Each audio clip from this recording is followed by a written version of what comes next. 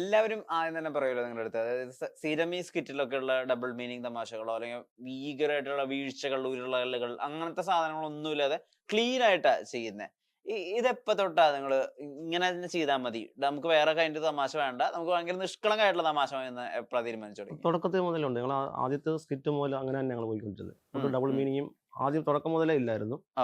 പിന്നെ നമ്മളത് അതങ്ങോട്ട് മുന്നോട്ട് കീപ്പ് ചെയ്ത് ചിലപ്പം ആരെങ്കിലൊക്കെ വന്ന് നമുക്ക് ഇങ്ങനെ തോന്നിയ തന്നെ ഞങ്ങൾ അത് അപ്പോഴേ എടുത്ത് കളയും. അത് വേണ്ട, നമുക്കത് വേണ്ട. അതല്ലാതെ എങ്ങനെ, കാരണം എന്ന് പറഞ്ഞാൽ നമ്മുടെ വീട്ടിലായാലും അച്ഛനും അമ്മയും നമ്മുടെ മക്കളും അല്ലേ എല്ലാവരും കൂടി ഇരുന്ന് കാണണമെന്നുള്ള, കാരണം നമ്മൾ മറ്റുള്ള പല ഇതും നമ്മളും കണ്ടിട്ടുണ്ട്. നമ്മളൊക്കെ ചിലപ്പോൾ എഴുന്നേറ്റ് പോകാറുണ്ട് സ്കിറ്റ് കണ്ടുകൊണ്ടിരിക്കുമ്പോൾ ചിലപ്പോൾ. അപ്പോൾ നമ്മുടെ സ്കിറ്റിൽ അങ്ങനെ ഒരു ഇതുപോലെ എല്ലാവരും ഇരുന്ന് കാണണം, ആസ്വദിക്കണം. അതുകൊണ്ട് തന്നെ ഇന്ന് സ്കൂൾ കൊച്ചു കുട്ടികൾ മുതൽ അമ്മച്ചിമാർ വരെ നമ്മളത് ഭയങ്കര സ്നേഹമാണ്. നമ്മുടെ ആരാധനകൾ ഓടി വരുമ്പോൾ ഭയങ്കര സന്തോഷമാണ്. ഈ വനിത ടീച്ചറുടെ സ്കിറ്റ് 1 മില്യൺ ആയപ്പോ ഞാൻ നോക്കിയിട്ടുണ്ട്. അതുകൊണ്ട് ഞാൻ ഇടയ്ക്കിടയ്ക്ക് അത് പോയി റീവിസിറ്റ് ചെയ്യുമ്പോൾ ഓരോ വട്ടം 1 മില്യൺ കൂടിയിട്ട് ഇപ്പൊ 1 കോടിക്ക് മേലെയാണ് അതിന്റെ വ്യൂ. ഇടയ്ക്കിടയ്ക്ക് അങ്ങനെ എടുത്ത് നോക്കാറുണ്ടോ? നേരത്തെ നോക്കാറുണ്ടായിരുന്നു. ഇപ്പൊ നോക്കാനുള്ള സമയം കിട്ടുന്നില്ല.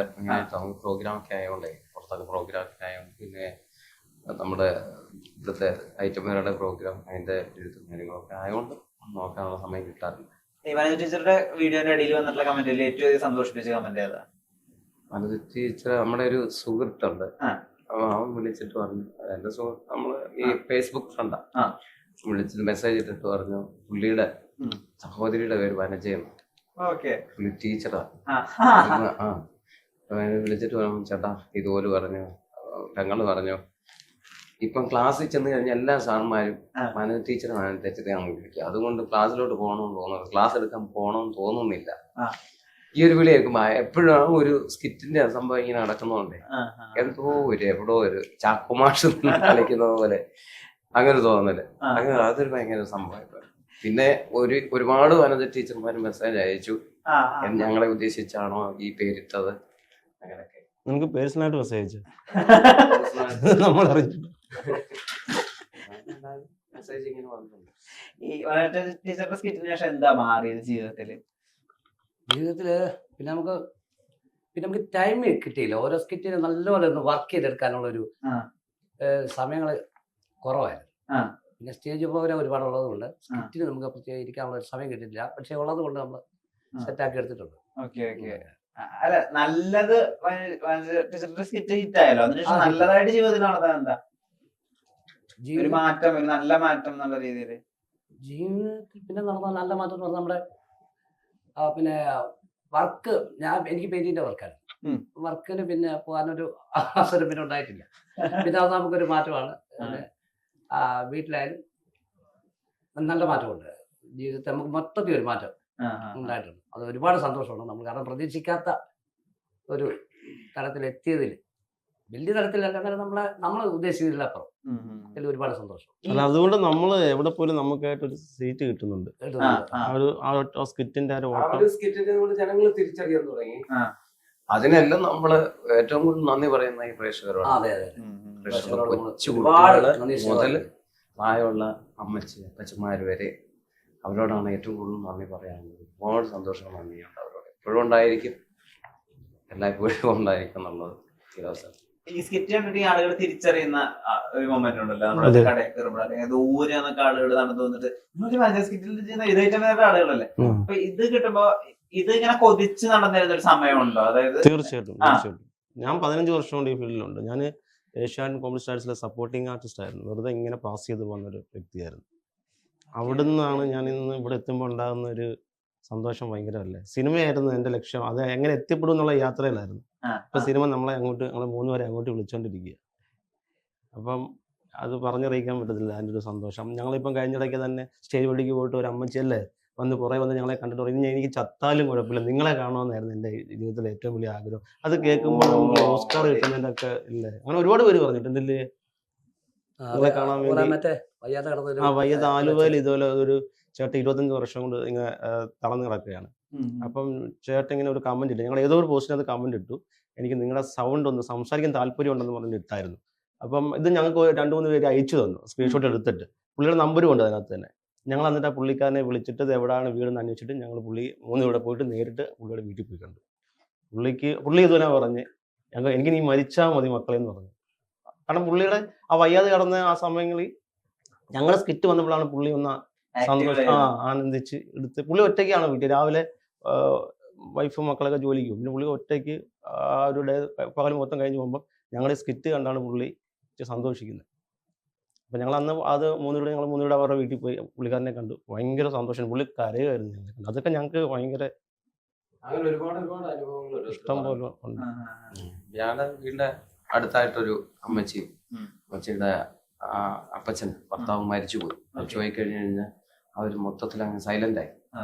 വീട്ടിലെ മക്കളോടും കൊച്ചുമക്കളോടും ആരോടും അങ്ങനെ സംസാരിക്കാതായപ്പം ഇവര് എങ്ങനെ ശരിയാക്കാൻ ഒരുപാട് പിന്നെ ഹോസ്പിറ്റലിലൊക്കെ കൊണ്ടുപോയി നോക്കി. പക്ഷേ ഇല്ല, ആരോടും മിണ്ടുന്നില്ല, ഇങ്ങനെ ഇരിക്കുക. അങ്ങനെ വന്നപ്പോഴാണ് ഞങ്ങളുടെ ഈ സ്കിറ്റുകൾ ഓരോന്നായിട്ട് ഇറങ്ങാൻ തുടങ്ങി.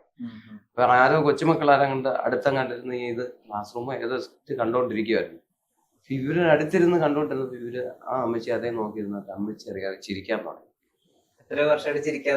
ചിരിക്കുന്നൊന്നുമില്ല, അത് അങ്ങ് ഊമ്മനടിച്ചിരുന്നു. അമ്മച്ചി പെട്ടെന്ന് ചിരിക്കാൻ തുടങ്ങി. പിന്നെ അത് തന്നെ ഓരോ സ്കിറ്റ് ഞങ്ങളുടെ അടുത്ത് കാണിച്ചപ്പോൾ പെട്ടെന്ന് അതിന് റിയാക്ട് ചെയ്യാൻ തുടങ്ങിയപ്പോൾ അവർക്ക് മാറ്റം ഉണ്ടെന്ന് മനസ്സിലായി. പിന്നെ അവർക്ക് ഞങ്ങളെ കാണണമെന്നും വിളിക്കണമെന്നൊക്കെ ആഗ്രഹമായി. അങ്ങനെ നമ്പർ എടുത്ത് വിളിക്കുകയൊക്കെ ചെയ്ത് ഞങ്ങളെ അങ്ങോട്ട് ക്ഷണിച്ചിട്ടുണ്ട്. പോകാൻ പറ്റിയിട്ടില്ല. അമ്മച്ചി ഇപ്പൊ അടിപൊളി ഹാപ്പിയാണ്. ഈ വലിയ വലിയ ഡോക്ടേഴ്സ് ഒക്കെ 50,000 1 ലക്ഷം ഒക്കെ വാങ്ങിച്ച് ചെയ്യുന്ന കാര്യമാണ് ഈ ഡിപ്രഷനുള്ള ആളുകളെ ജീവിതത്തിലേക്ക് തിരിച്ചുകൊണ്ടുവരുന്നത്. അതാണ് ഫ്രീ ആയിട്ട് ചെയ്തുകൊണ്ടിരിക്കുന്നത്. നമുക്ക് ഭയങ്കര സന്തോഷമായി കേട്ടപ്പോ. പിന്നെ നമ്മൾ ആഗ്രഹം പറഞ്ഞാൽ അവരെ ഒന്ന് കാണുക എന്നുള്ളതാണ്. ഞങ്ങൾ കുറെ പേര് അങ്ങനെ കാണാൻ പോയിട്ടുണ്ട്. വയ്യാതെ കിടക്കുന്നവര് അവർക്ക് കാണുമെന്ന് ആഗ്രഹം പറഞ്ഞപ്പോഴത്തേന് ഈ അവസാനത്തെ ആഗ്രഹം അങ്ങനെ ഞങ്ങൾ 3 പേരും കൂടെ പോവും. പിന്നെ അതൊരു വിഷമം കിടക്കരുത്, നമുക്കും കിടക്കരുത്. നമ്മള് ഇപ്പൊ സുജിത്ത് പറഞ്ഞ ആളുടെ വീട്ടിൽ ഞങ്ങൾ പോകാനിരിക്കുകയാണ്. സമയം കിട്ടാത്ത താമസമുള്ളൂ. അവിടെ നിന്ന് പോകണം. ഈ ഇപ്പൊ വോഡഫോൺ കോമഡി സ്റ്റാർസ് എന്ന് പറയുന്നത് എത്രയോ ഇന്ന് മലയാള സിനിമയിൽ പ്രധാനികളായിട്ട് നിൽക്കുന്ന ഒരുപാട് ആളുകൾക്ക് വേദിയായിട്ടുള്ളൊരു ഇടമാണ്. ഇപ്പൊ നാസീസ് ആയാലും ശരി, നോബി ആയാലും ശരി, പിന്നീട് ഇങ്ങനത്തെ എന്റർടൈൻമെന്റ് ഫീൽഡുകളിൽ ഹിറ്റ് ആയിട്ടുള്ള നെൽസൺ, അങ്ങനെ ഒരുപാട് പേര്, മറ്റേ പന്തളത്തുള്ള അദ്ദേഹത്തിന്റെ പേര് ഉല്ലാസ് പന്തളം. അപ്പൊ അദ്ദേഹമൊക്കെയും രീറ്റിലായിട്ടുണ്ടായിരുന്നു വോഡഫോൺ കോമഡി സ്റ്റാർസ്. ഇവർക്കൊക്കെ കിട്ടുന്ന കയ്യടികളും ഇതിന്റെ ഒരു വളർച്ചയും അപ്പുറത്ത് നിന്ന് ബാക്ക് സ്റ്റേജിൽ നിന്നിട്ട് അതിന്റെ അരികത്ത് നിന്ന് കണ്ടിട്ടുള്ള ആളാണല്ലോ രാജേഷേട്ടൻ. ഇപ്പൊ അവിടെ രാജേഷേട്ടനാണ് നിൽക്കുന്നത്. അതിൽ വലിയ സ്വയം ആലോചിക്കുമ്പോ ഒരു കോൺഫിഡൻസ്. പിന്നെ നമ്മള് അവിടെ വരെ എത്തിപ്പെട്ടില്ല. നമ്മൾ ആഗ്രഹിച്ചൊരു സംഭവം അതെന്ന് പറഞ്ഞാൽ നമ്മൾ പ്രയത്നിച്ചാൽ നേടാൻ പറ്റും എന്നുള്ളത് ഭയങ്കര ഒരു ഇതാണ്. ഞാൻ ഇതിന്റെ 150 രൂപ ശമ്പളം മേടിച്ചിട്ടുണ്ട് സ്റ്റേജിൽ പോയിട്ട്. 150 രൂപ എന്ന് മേടിക്കുമ്പോൾ അന്ന് ഞാൻ കല്യാണം കഴിഞ്ഞ് നിൽക്കുന്ന സമയം പൊടിക്കുഞ്ഞുണ്ട്. അപ്പോൾ ആ സമയത്ത് നമ്മൾ ദൂരെ ആയിരിക്കും. അത് വണ്ടിക്കൂലി കഴിഞ്ഞിട്ട് ബസ് സ്റ്റാൻഡിൽ വന്ന് കിടന്നുറങ്ങി നേരം വെളുത്തിട്ട് വീട്ടിൽ ചെല്ലുമ്പോൾ ഓട്ടോക്കൂലിയും കഴിഞ്ഞിട്ട് ഒരു പാലും ഒരു ബിസ്ക്കറ്റും കൊണ്ടാണ് ചെല്ലുന്നത്. പിന്നെ 10-30 രൂപയെ കാണത്തുള്ളൂ. അന്ന് ഞാൻ കിണറിൻ്റെ പണിക്കാണ് പോകുന്നത്. 2-3 ദിവസം പണിക്ക് പോകാൻ പറ്റില്ല, ഉറക്കമായിരിക്കും ഈ ക്ഷീണം കാരണം. അവിടെ നിന്നുള്ള ഒരു യാത്രയായിരുന്നു, പ്രയത്നമായിരുന്നു. വീട്ടുകാർ വൈഫും അച്ഛനും അമ്മയും ഒന്നും ഇതിന് പോകണ്ടെന്ന് പറഞ്ഞിട്ട് ഇങ്ങനെ ജോലിക്ക് പണിക്ക് പോകാൻ പറ്റത്തില്ലല്ലോ. വീട്ടിൽ ചിലവുകളൊക്കെ ഭയങ്കര ബുദ്ധിമുട്ടാണ്. എന്നിട്ട് പോലും എൻ്റെ ആഗ്രഹത്തിന് അവർ തടസ്സം നിന്നിട്ടില്ല. പക്ഷെ അവർ അന്ന് തടസ്സം നിന്നായിരുന്നെങ്കിൽ ഇന്ന് ഞാൻ ഇവിടം വരെ എത്തില്ലായിരുന്നു. അപ്പം അവർ ഭയങ്കര ഒരു ഊർജ്ജം അന്ന് എനിക്ക് നൽകിയിട്ടുണ്ടായിരുന്നു.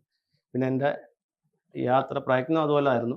പിന്നെ ഇങ്ങനെ യാത്ര, പിന്നെ ഇവർ രണ്ടുപേരും പരിചയപ്പെട്ട് ആ ഒരു കൂട്ടുകെട്ട് ഇങ്ങനെ ഇപ്പം ഞങ്ങളിലെ 3 പേരും ഒരുമിച്ച് ഒരു ഭാഗ്യം ഉണ്ടായിരിക്കാം. അതെ അതെ അതെ. ആ പൊടിക്കുഞ്ഞ് നിന്ന് അച്ഛൻ ആലോചിച്ച് ഭയങ്കര അഭിമാനമായിരിക്കും. പിന്നെ ഭയങ്കര അഭിമാനം. ഇന്ന് ആ മോള് +1 പഠിക്കുക. +1 പഠിക്കുന്ന ഒരു കുട്ടിയുടെ അച്ഛനാണ്. ഇളയാളുണ്ട് 9ാം ക്ലാസ്സിലാണ്. അത് ഞാൻ പറഞ്ഞു 15 വർഷങ്ങൾ മുമ്പ് ഇങ്ങനെ യാത്ര തിരിച്ചതാണ്. കഴിഞ്ഞിടയ്ക്കാണ് മൂത്ത മോള് പഠിക്കുന്ന സ്കൂളിൽ അറിയുന്നത് ഇന്ന ആള് ഞാൻ ആണെന്നുള്ളത്. അതുവരെ ഞാൻ പറഞ്ഞിട്ടുണ്ട് ക്ലാസ് സ്കൂളിലൊന്നും പോയി ഇങ്ങനൊന്നും പറയണ്ട, ഇന്ന ആളാണെന്നും പറയണ്ടെന്ന് പറഞ്ഞു. അപ്പം കഴിഞ്ഞിടയ്ക്ക് ഞാൻ ഷൂട്ടൊക്കെ കഴിഞ്ഞ് ചെന്നപ്പോഴത്തേന് വൈഫ് പറഞ്ഞ് മോക്ക് ഇതുപോലെ തലവേദനയായിരുന്നു, വയ്യെന്ന് പറഞ്ഞിട്ട് രാവിലെ സ്കൂളിൽ പോയി. +1 പഠിക്കുമ്പോൾ. അപ്പം എനിക്ക് അന്നേരം കണ്ടിട്ട് ഒരുപാട് ദിവസമായി. അങ്ങനെ ഉച്ചയ്ക്ക് ക്ലാസ്സിൽ ചെന്നപ്പോഴാണ് അവരിങ്ങനെ ചോദിക്കുന്നത്. സാർ ഓടി വന്നു. അന്ന് നമ്മുടെ വഞ്ചി ടീച്ചറൊക്കെ ആ സ്കിറ്റൊക്കെ തിളങ്ങി നിൽക്കുന്ന സമയമായിരുന്നു. ഇവിടെ എന്തോ ചോദിച്ചാൽ ഇവിടെ മോള് പഠിക്കുന്നുണ്ട്. ആരാ ഏത് ക്ലാസ്സിലാന്ന് പറയും. മോളെ വിളിച്ച് ഒത്തിരി വഴക്കുറയും, ഇതാണെന്ന് എന്തുകൊണ്ട് പറഞ്ഞില്ല എന്നൊക്കെ പറഞ്ഞുകൊണ്ട്. അപ്പോൾ അവർക്കും അത് നമ്മളിപ്പോൾ എവിടെ ചെന്നാലും നമുക്കൊരു സ്ഥാനമുണ്ട്. ഞങ്ങൾ 3 പേര് എവിടെ പോയാലും, പോലീസിന് പോയാൽ എന്തെങ്കിലും ആവശ്യമായിട്ട് പോലീസിന് പോയാലും അല്ലേ, ഹോസ്പിറ്റലിൽ പോയാൽ പോലും ഞങ്ങൾ മറ്റേ പാസ്പോർട്ടിന് അപേക്ഷയായിരുന്നു ഷോയ്ക്ക് വേണ്ടി. അപ്പോൾ അവിടെ ചെന്നപ്പോൾ ഞങ്ങൾ എല്ലാ കാര്യങ്ങളും അവർ ഓടി വന്ന് നമ്മൾ എന്താ ആവശ്യത്തിന് എവിടെ ചെന്നാലും കാര്യങ്ങൾ സെറ്റ് ആകുന്നു.